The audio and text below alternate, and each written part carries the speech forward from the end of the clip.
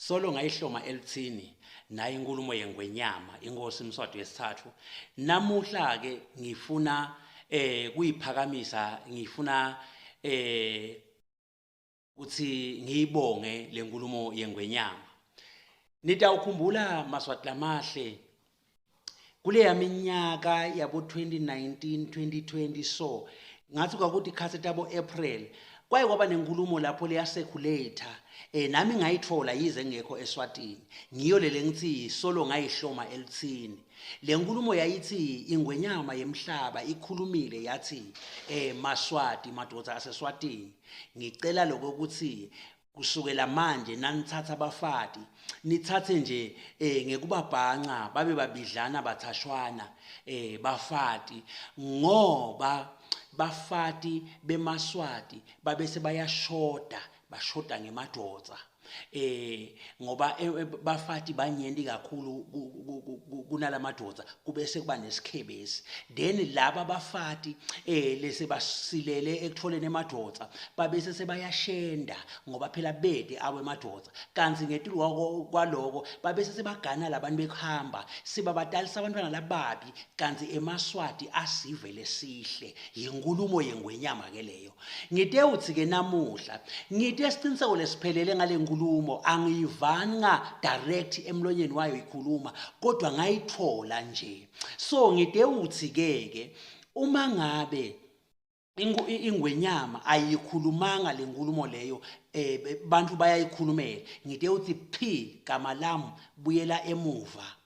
Kodwa nangabe ke yayikhuluma ingwenyama lenkulumo le ngide uthi bayethe wena waphakathi wena ongangezindaba nami as a prophet of God ngihamba la kulamagama akho nami ngiyayibusisa lenkulumo yengwenyama ngoba phela emadodza akadzeni bekaphuta kufa ngoba bekathatha abafati ngekubabhanca babe babidlana babe bathashwana indodza ikhibike ibe nebafati bayo.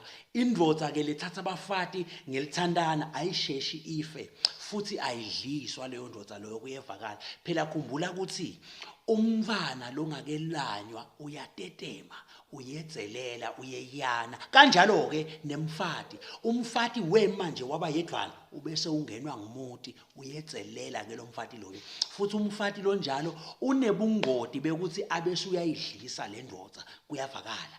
So kujubela lokho emadodza akadzeni bekabese athatha abafati ngababidlana ngabathashwana indodzi ithatha isithembu sayo ihlale naso.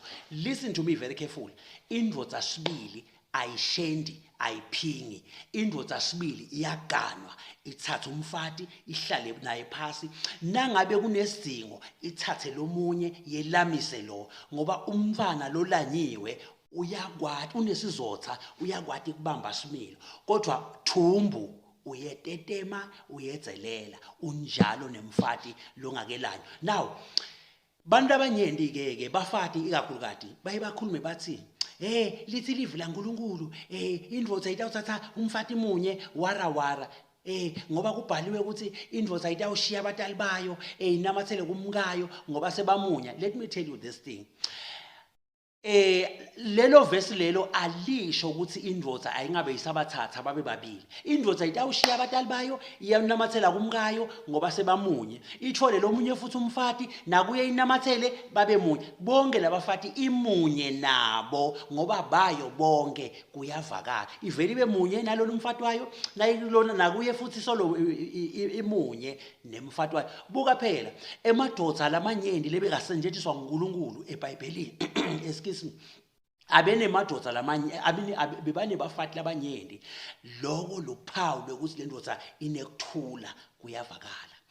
Bantu ke labanye bese bakhuluma bathi bakhotha nangumbhalo bathi Jesu wavumela sithembu ngoba no Jesu wavumela akavumelanga sithembo.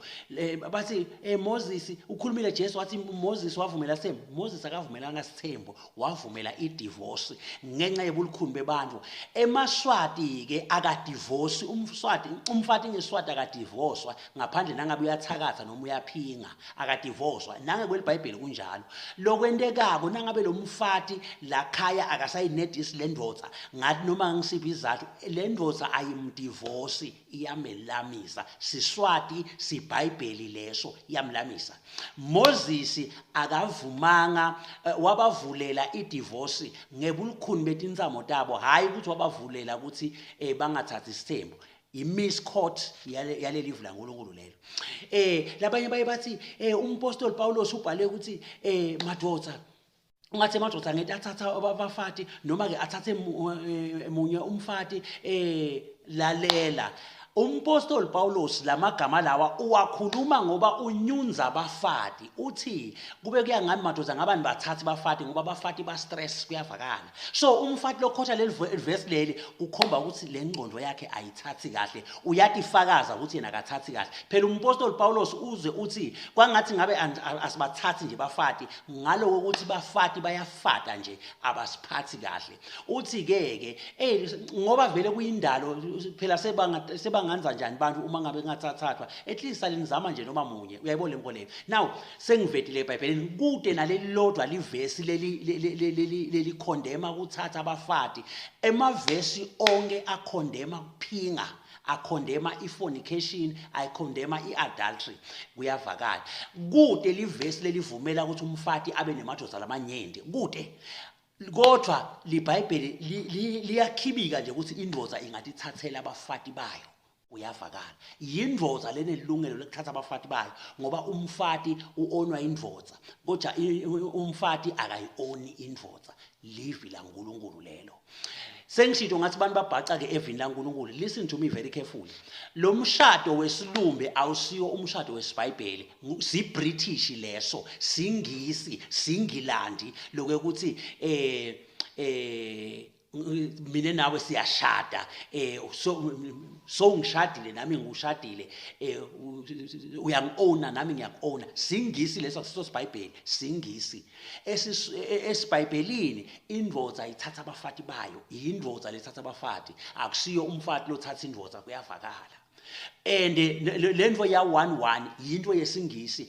EBhayibhelini kungaba 1:3, 1:2, 1:5 kuye ngalendvodza ukuthi yona ikhuthele kangakanani iyathatha nje abafati bayo. Now asesibuye naseSwatini. Umfati sibili nguye losukumako afunele indvodza yakhe lomunye umfati. Abuke nje asuke nje make abuye athi yeba bedlamini uyathi lapha kalazibani kunesidanzane lapho simisile sihle man.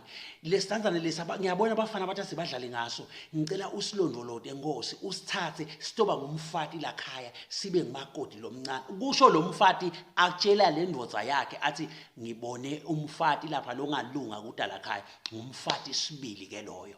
Uyasukuma futhi lo mfati ayoyisomela le ndvodza. Kuyavakala. Umfati sibili. Let me tell you this.